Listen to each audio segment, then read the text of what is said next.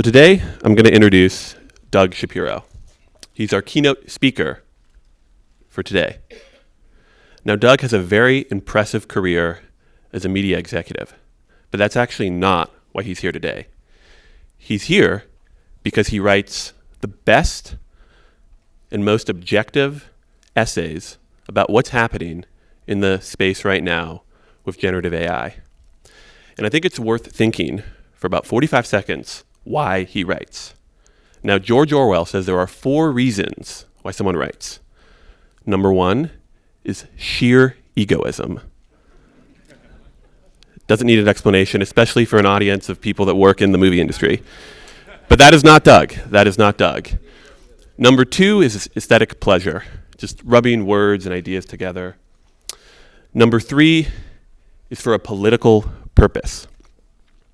This is not Doug either. And unfortunately, so much of what we see about AI online, on LinkedIn, in videos, all over the place, in newspapers, is created with a political purpose, to persuade you to spend your money some way, to spend your time, to allocate your resources. Most of it has a political purpose. It is trying to persuade you. This, again, is not Doug. The 4th reason is for a historical curiosity, to actually understand what is going on in the world. And this is why Doug writes. And I'll say it again. He is the best writer in the space about objectively understanding the landscape and what could happen and will happen and how we might think about it. So without further ado, I'd like to pass it off to Doug Shapiro. Thank you. Thank you, Mike. That's quite an intro. Definitely, I'd say that's the best intro I've ever had. I'm very excited to be here. It's really cool to witness the beginning of a movement. I think we're all going to look back in a few years and fondly and remember when AI on the lot was held between screenings of The Accountant 2. So I've been in and around media for 30 years in a few roles. I've always had the same core job, which is to recognize the big shifts as they're happening. I don't know if we're going to go to the slides. Yeah, okay. To determine how they fit together, predict what they mean for the future, and then figure out what to do about them. So it's really this kind of pattern recognition, synthesis, forecast, call to action. That's basically what I do. So that's what I'd like to do today, is just take a step back and try to put the current moment in perspective. I think GenAI is going to have a really profound effect on the media business in ways that most people, maybe even some of the people in this room, this is obviously a progressive crowd, you wouldn't be here otherwise, but I think maybe even in some ways that people in this room don't appreciate. My one sentence summary is that the last 15 to 20 years in media were really defined by the disruption of content distribution, and the next decade plus is really going to be defined by the disruption of content creation. I think it's really going to upend the media business, but it's also going to create opportunities. And I'm going to stay anchored to this thing because the only way I can't possibly see what's behind me. Here's our agenda. I'm going to start with the first disruption, how it got us to where we are today. I'll briefly touch on the current state of TV in the US as a case study in disruption, and then I'll talk about the disruption that's coming. AI is still at a very formative stage. So right now, I would say there's more questions than answers, but I think it's also very important to be asking the right questions. So I'm going to try to walk us through some of those. This presentation is going to be a little bit information dense, but at the end, I'll put up some contact information, and I'm happy to send the slides to anyone who wants them. You can, as Mike said, you can find a lot more about all this stuff in my Substack. I'll give everyone a moment to, sign up. Go ahead if you need to. It's kind of half a joke. I'm also in the process of writing a book about this, trying to draw the parallel between the disruption of distribution and this pending disruption of creation, due to be published next year. Okay, so let's start with this last disruption, the last great disruption. To understand what's happening in media today, I think it's really necessary to start with 2 foundational technological shifts that happened in the kind of 1980s to the 2000s, and that is digitization and the internet, right? Before that, media distribution was siloed. You read news in a newspaper, you watched TV on a TV, you listened to the radio on a radio, or listened to music on a cassette or whatever. And then what that meant was that each form of media had a different atomic unit. whether it's, a letter or a note or a frame or whatever. Each had a different distribution infrastructure, different form factors, et cetera. And then what happened was digitization made the atomic unit of all media the bit, right? And then the internet unified all those bits on one network with basically just a couple of form factors, right? We all know this stuff. That really changed the underlying architecture of media in a fundamental way, how those bits move around, from siloed to unified, from one way to networked, from local to global, and most important, from very expensive to functionally free. And that leads us directly to the kind of 5, what I call tectonic trends that dominate the media business today. And I call them tectonic because they're mostly unnoticeable day to day, but they're very powerful, they're inevitable, I think irreversible. And this is really like the low background hum of operating in the media business today. It's price deflation, stagnation of the revenue pie, fragmentation of attention, the disintermediation of traditional intermediaries, and concentration of power in a handful of platforms and attention and a handful of hits. So I'm just going to go through each one of these relatively quickly. First trend's deflation. The idea that digital exerts pricing pressure on traditional media is not new. In 2008, Jeff Zucker warned media companies not to trade analog dollars for digital dimes. That was 17 years ago. I think what's surprising is just how persistent it is, that 20 years into this disruption process, it's still the case. So, you can see here that in video, Netflix keeps raising prices, but linear still monetizes 50% higher than Netflix and 3 times as high as YouTube. You see something similar in gaming when you look at console versus PC and mobile. A CD monetizes 10x what Spotify does. So the way to think about this is that the disruption of media distribution has really permanently shifted value to consumers, permanently. The next trend is stagnation. And as you know, ultimately the media business is about monetizing attention and engagement. We have a problem, though, is that there's no more attention to go around. What you can see on the top here, bit of an eye chart, but the average U.S. adult is spending 13 hours a day with media. It's 75% of waking time. And on the bottom, what you can see is a time series of time spent with media. It grew with the advent of mobile. We had a major new form factor, kind of flatlined. Then we had this COVID bump, and it's really been stagnant since then. And so, with time spent not growing, it creates a sort of structural constraint on media growing. It's really hard for the overall media revenue pie to grow. And this chart is showing that globally, media entertainment is not growing adjusted for inflation. That's the orange line is the real number. This is all media. Like, this is not old media. This is everything. This is search and social and gaming and things that you'd think were growing. The third trend is the fragmentation of attention. And fragmentation is happening for one reason that's obvious and one that's not as obvious. And the first reason is that there's just this explosion of content due to falling barriers to entry. And distribution is the big one, as I talked about before, but it's not just distribution. You're seeing, to a lesser degree, production, monetization, marketing are all being democratized to varying degrees by new tools and platforms, right? And you can see this vast increase in content, particularly driven by creators. So for instance, Hollywood, by my math, puts out about 15,000 hours a year of new TV and film. And there's about 300 million hours uploaded to YouTube each year. So it's 20,000 times as much. If you look at music, independent musicians or non-major label music, there's about 24 times as many tracks uploaded daily.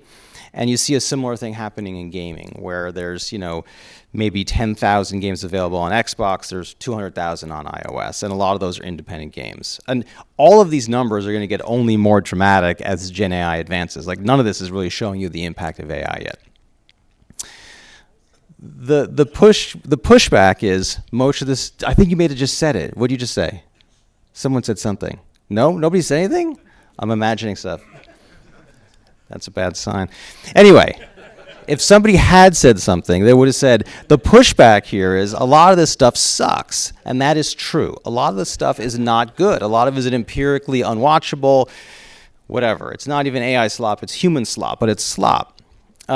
But that brings us really to the second and less obvious reason that fragmentation is happening, which is that the consumer definition of quality is also shifting. And I think, think about what's happening in TV as an example. I used to work at Time Warner, and the definition of quality in TV used to be an HBO show, right? It was like, big budget and high production values and famous actors and critical acclaim and all that kind of stuff. But what's happening in TV is that all those things still matter, but at the same time, there's these new measures of quality emerging. Is it authentic? Is it relatable? Is it digestible? Does it provide social currency? Is it relevant to my social network? Whatever. And so all of those things are changing the definition of quality for some consumers some of the time. And this is really happening across media. Think about what's growing in media. It's YouTube, it's Roblox, even in music, it's functional music. It's not stuff that you would consider high production value. And you can see that here. Here's some empirical evidence of this fragmentation within different media formats. In video, I estimate that about a quarter of all video consumption is now social video. It's YouTube, TikTok, Reels mostly. In music, this is data that Spotify puts out every year. It shows the proportion of music streams that are represented by the major labels and Merlin, which is the biggest collective of independents. And major labels have been quite resilient despite this, this enormous increase in supply of music, but still their share of streams falls every year. So in 2017, they had 90% of streams. Now we're, getting closer to 70. And in gaming, a decade ago, casual mobile didn't exist. Now it's half of the gaming business. And a lot of these are independent games. So that was consumption. Now let's talk money. By my estimates, the creator economy is now about $250 billion. So that's roughly 15% of the total media and entertainment market. But in the last 4 years, it has represented about half the growth. And so if you sort of step back and think about the last few slides I showed you that the volume of creator content is multiples, orders of magnitude bigger than, or at least multiples bigger than what you could call corporate media content. Consumption is maybe 25% of the total, roughly, rough justice, and monetization is maybe 15% of the total. It is a safe bet that all of these numbers are going up. And so within the context of what I was showing you before, this kind of fixed pool of value, it means that the creator economy broadly is invariably going to continue taking share of value. All right, so the fourth tectonic trend is disintermediation of traditional intermediaries. And this shows kind of the historical media value chain. You have creatives and producers, publishers, aggregators, distributors, and consumers, right? Here is another way of showing the same thing. And the point here is that most of the household names in media, the most powerful names in media, are really intermediaries. They're really middlemen between the people who make the stuff and the people who consume the stuff. Studios, music labels, video game publishers, newspapers, whatever. They have all extracted most of the value in media historically because they do things that are very hard for creatives to do themselves, right? They finance production, they arrange the marketing, they assemble talent, they do the distribution, all that stuff. But what's happening now is that technology, if you think about this progression from one slide, look at the blue box in the middle, creators are moving down the stack, right? That technology is making it easier for creators to do all these things themselves. And so what that's doing is it's shifting bargaining power to the creatives over these intermediaries, or it's enabling them to circumvent them altogether, right? That's what a creator is, someone who's basically circumvented the traditional middlemen. But when you think about things like Taylor Swift saying, I don't need a studio, I'm going to create the Eras Tour movie by myself and distribute it myself, or you look at this recent Ryan Coogler news, which I guess is not precedent breaking, but this idea that you're going to have a rights reversion in motion pictures is quite uncommon. It's indicative. It's a nuanced thing because this kind of shift in bargaining power happens deep in the bowels of contracts and stuff that you don't see, but it's also happening. Think about how much more leverage a new musician has now than 10 years ago, because they walk in the door, they have a couple hits on SoundCloud, they have 200,000 followers, they're already making money on Spotify. The last trend is what happens when so much media consumption shifts to networks. And as I mentioned, pre-internet, most media distribution was one way. Now most media is consumed on networks, which are two-way. And I would say the most important thing about networks is that they're subject to very, very powerful positive feedback loops that make strong things stronger. So there is a supply side and a demand side dynamic here. The supply side dynamic is you have network effects, right? And network effects result in this unprecedented power for platforms, or what somebody yesterday referred to as the new gatekeepers, right? And what this chart here shows is the market cap. It's a little dated, but indicative. It shows the market cap of the biggest platforms relative to media, and the point is that the smallest platform, Meta, is bigger than the whole media industry combined. And what you see here on the right is global ad revenues, and those tiny little blue blips are media companies, and the rest are the tech platforms. So the point in these charts is that what we call media companies are now a tiny part of the media industry. So there's also this demand side dynamic, which is that these positive feedback loops tend to amplify popularity. And that's because consumers, especially in this very noisy world with so much supply of content, consumers consider popularity a signal of quality or a unit of social currency, right?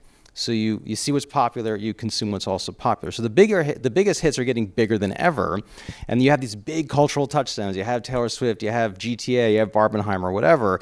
So even though the tail's getting longer because of fragmentation, the head is getting higher because of this positive feedback loop.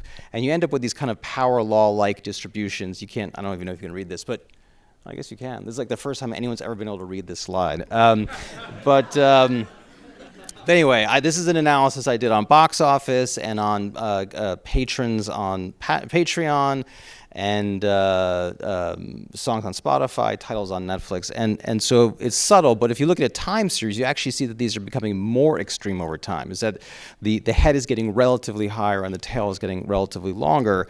And this is changing the economics of media in a few ways. One is it makes the business riskier because the distribution of returns has become wider. The middle is getting hollowed out. You used to be able to make money in the middle, like think mediocre cable networks or mediocre radio stations or whatever. There's really no middle anymore. And it also shifts even more bargaining power to the top 0.1%, because if you're at the head of the head of the head, you know it, and you're going to extract that leverage. So that's the current state. I don't know if this is depressing or not, but just based on your faces, it looks really depressing. But this is the current state, right? Like I said, this is the kind of the inevitable reality, the low background hum of operating in media today, is that you have this persistent price deflation, you have stagnation of the pie, you have this fragmentation of attention, the weakening role of intermediaries, and this kind of concentration of power in a new place, and these new gatekeepers, and attention in a few hits. All right, so let's talk quickly about how these trends are affecting Hollywood specifically, this kind of case study in disruption. And I'm going to move quickly through this because I think there's a lot of stuff but if you're familiar with Clay Christensen's theory of disruptive innovation, this chart shows how Netflix ran the whole disruption playbook to a T, right? Disruption always starts from the bottom. That's what they did. They started with crappy, deep library movies and TV shows. And they picked off kids, and they picked off unscripted, and they picked off originals. And today, Netflix, I think, is undoubtedly the most powerful company in Hollywood. So I'm going to come back to this chart later. That's what you call foreshadowing. Which is a literary device. Okay, so I won't belabor this. You all know it, but as a result of this disruption, linear TV is really suffering. Pay TV subs are falling. Viewership is falling other than sports. The viewership declines are most dramatic in the youngest cohorts. You know that stuff. The conglomerates, the big media companies' response to this, of course, has been to launch their own streaming services, the Disney Plus and Paramount, Peacock, and HBO Max, or HBO or Max, or Max or HBO, or I don't remember, whatever it's called. The artist formerly known as something. But anyway, they spent a ton of money ramping up production, and this is showing you originals in the US. They also lost $30 billion cumulatively between 2020 and 24. And what you can see here is that profitability has improved in 2024, but there is no real visibility of streaming profits replacing lost linear profits. And the reason for that gets back to the deflation point that I made earlier, which is that streaming monetizes at a lower rate than pay TV on a per home basis. And so here you can see that the average pay TV household generates 3 times as much subscription revenue, 7 times as much ad revenue. And that gap will probably narrow over time, but it probably will never close. And so this shows you total video revenue in the US. And the point here is, the orange section is streaming, and the blue section is everything else, which is linear plus home video plus box office. And the point here is that video really hasn't grown in the United States in a decade, because streaming, the growth in streaming is basically just offsetting the decline in everything else. And of course, it is declining again on an inflation-adjusted basis. The bottom line of all of this is that video profits are now down for the big media companies. So this chart is showing you all video for the media conglomerates. The blue bar is revenue, the orange is operating cash flow. And so what you can see is that from 2017 to 2024, revenue didn't really grow. So sorry, when I say all video, so this is linear plus streaming plus studio. So this is all revenue you could derive from video. So revenue barely grew up, modestly over that time frame, and profits were down about 30%. So when you consider the problems in Hollywood today, right, when you think about morale or reduced production or everything that's going on right now, it's really because there's just less money in the system. That's all. There's just less money in the system, and it's for these structural reasons. Of course, stocks suffered. What's interesting, and this is dated, but the green bar is Netflix. The rest is the rest of media. Netflix is now bigger than, the market cap is bigger than the rest of the media industry combined. Okay, so let's just take a beat here, move into our third and final section. I have no idea how I'm doing on time, but no one's yelled at me, so that's good. Everything that we've talked about so far is a lagging indicator of the last disruption, right? The plummeting cost to move bits around. All the tumult in the industry has nothing to do with AI. And now this next disruption is coming. That's why we're here today, because just to draw this parallel, just as the internet was this new general purpose technology to move bits, GenAI is a general purpose technology to make bits. And video of all media is maybe the most susceptible here, because the entire business model is built on the cost structure, right? It's built on this cost, this kind of model of scarcity. As you know, one person can write a book, and Billie Eilish and her brother can make a multi-platinum album in his bedroom studio or whatever. I don't need to tell you. You still need like hundreds or sometimes thousands of people to make a premium TV or a blockbuster film. I also don't need to tell you that AI video models have made astounding progress in the last couple years. And normally, if I was like talking to a traditional media company, this is the part where I would show some cool videos, and I'd show like this canonical Will Smith eating spaghetti thing that was so disturbing, and I'd show like a Dave Clark or Nick Cleveroff or Jason Zada or Paul Trillo or Chad Nelson, some really cool thing. I'm not going to do that because you guys have seen all those, or maybe even, depending on who you are, made them. So I'm not going to show you that today. We all know this disruption is coming, but what exactly does that mean? How is it really going to affect the creation and distribution of value in the media business? And the answer is we do not know and cannot know that yet. But just to take a cue from this Einstein quote, what we can do is make sure we're asking the proper questions. So what I want to do for the rest of the time here, I'm doing pretty good on time, is just to kind of walk through a few of these questions, these like kind of key, what I call known unknowns, because there's unknown unknowns too. But let's talk about the key known unknowns. And as we go through this, there is actually a logic to the sequence of how I go through these questions. All right. The first one is, how much is AI really going to bring down costs? And I think like the answer to most questions, it is it depends. This is this chart from the recent Fabric report. I saw it like 6 times yesterday, so figure 7 times the charm. But it makes the point that there's this, you can approach AI filmmaking along a continuum, right? At one extreme on the right, you can prioritize control and try to plug it into existing workflows. And then on the other end, on the left, you can prioritize efficiency by starting AI first. And so this is definitely an eye chart. I mean, the former approach of plugging into existing workflows, are going to yield incremental benefits. Maybe you're going to get 10 or 15%. There's people in this room who could make a much better version of this chart, or much more up to date on the state of the art than I am. The point here is that from what I've seen, a lot of the studios, the major studios, are experimenting very quietly with, localization services and maybe some VFX automation and some stuff in nothing final pixel. They're approaching it in a very cautious and incremental way. And then you have the other extreme, which could really yield massive cost savings, because let's just say, for the sake of argument, that you're always going to need human oversight and judgment and artistry, which is something I believe. The number of people that you then need is probably approximated by the above-the-line talent in a normal production, roughly, right?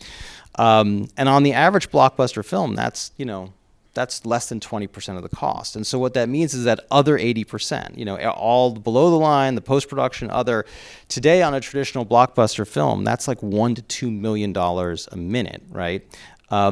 Eventually, over the next 5 to 10 years, that may approach the cost of compute, like 4 or 5 orders of magnitude less. And to state the obvious, that would dramatically change the barriers to entry to create narrative video, if that's what happens. All right. Now, the next logical question is, okay, great, but how good is it really going to get? I think it's unquestionably keep getting better for a few reasons. First is that frontier research in AI is not focused on video, but video is going to benefit. So if you think about like world models, which are really going after the prize of better autonomous vehicles or robotics or digital twins or whatever, that's what they're going after. But video will benefit from it. Second, there is no fundamental technical constraint to these models getting much better, because bits are bits. All media, sometimes we forget that all media is an abstraction of reality, right? Whether it started as analog or started as digital, if it was digitized, if it's represented digitally, it has been abstracted into bits. Those bits are no different than generated bits. So there is no technical wall here that you can't cross. And the third thing, it's also important to keep in mind that humans are prone to constructing patterns from limited information. We want to do this. This is how we function in the world. The implication is that AI video does not actually need to be perfect. It just needs to be conducive. It needs to convey information in a way that's conducive to human perception. But the bad news is, just because it's going to keep getting better doesn't mean you're going to quickly traverse this last 10 or 20%. And I won't go through this in any depth, but obviously, the uncanny valley is an extraordinarily high bar, because we have 150,000 years of evolution of being attuned to the most subtle cues in facial expressions, right? Models continue to struggle with complex physics, like my model breaker is man in a smoky pool hall breaking a rack of balls. Go home and try that. I've never seen any model come anywhere close. I'm not testing these models every day, but if anyone could actually get a model to figure out what that means, let me know. A brief interruption here and an update. After the presentation, Matt Wendhart from Jenny Studios approached me and said, I just ran your model breaker in VO3 and it looked great, and here it is, so I stand corrected. Okay, another wild card is whether consumers are going to embrace it and for which use cases. My bet is that it's only a matter of time, and the point of this slide is that the history of film is essentially a history of increasing degrees of syntheticism. That's a hard word to say, by the way, syntheticism. When you think about like stop motion and maquettes to CGI to performance capture and virtual production, whatever, that's been happening since film began, and consumers don't care as long as it doesn't take them out of the story, right? But again, the reality is we just don't know, and AI is a lot more emotionally charged than those other examples I gave you. And so as it progresses and it threatens more jobs, by the way, I am like now a Waymo addict. Like I've Waymoed, like I've been doing so much Waymoing here, and I didn't realize how much I enjoyed not having to have awkward conversation.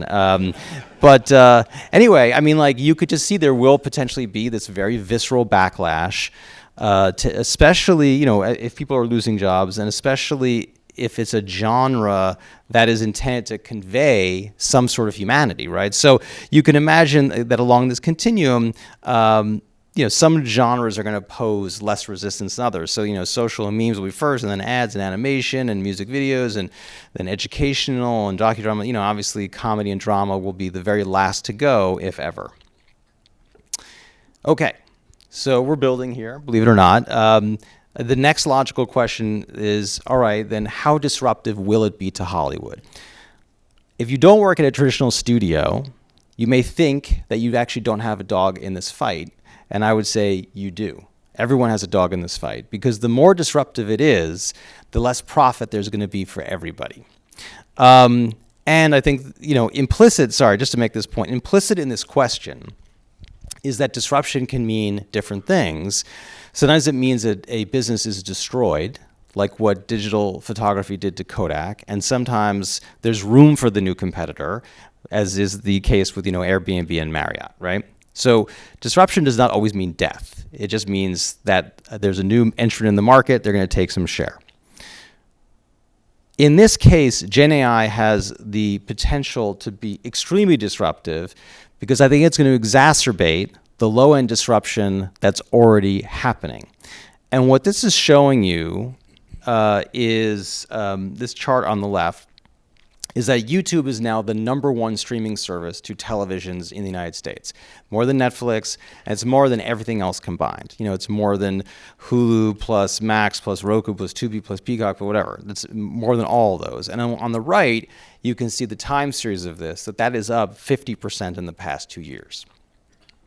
And so before, I showed a slide illustrating how Netflix disrupted Hollywood from the inside, meaning by making the same kind of content at the same cost in the same way. But now creators are disrupting TV from the outside.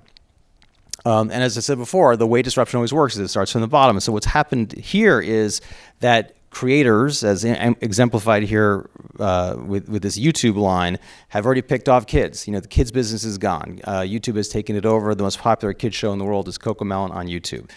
Then the next thing will be unscripted. The most popular unscripted show in the world, if you think about it as a show, is Mr. Beast on YouTube. And so the idea here is that, you know, GenAI throws gas on the fire and enables the quality of creator content to continue moving up this performance curve. So there's a really important implication here. It's this kind of key insight, which is that GenAI does not need to produce comparable quality to Hollywood to be extremely disruptive to Hollywood. And that's especially at a time, as we talked before, when consumers are de-emphasizing high production values. And so that's the sort of provocative title of this slide here, is if it can produce 80% of the quality at less than 10% of the cost, that would really upend the TV business. And of course, this slide is comparing the cost of a Pixar movie with Where the Robots Grow, which I'm sure you're all aware of, which is billed itself as the first feature-length AI-enabled animated film. You can see it costs 99% less. Is it Pixar quality? It is not, but it doesn't need to be, especially if you're 5 years old. Okay, so how fast does this happen? We're wrapping up soon. And the answer is it could happen relative to the last disruption. It could happen pretty fast for a few reasons. One is we're dealing with internet scale, right? So this is not one entity, Netflix, disrupting the TV business. This is a near infinite number of you know, this is like in a Game of Thrones context, there's a lot of discussion about like, the Khaleesi versus the Kingdom of the North versus the Lannisters or whatever, but the army of the dead is at the wall, right? The army of the dead, an infinite army of the dead, which is creators.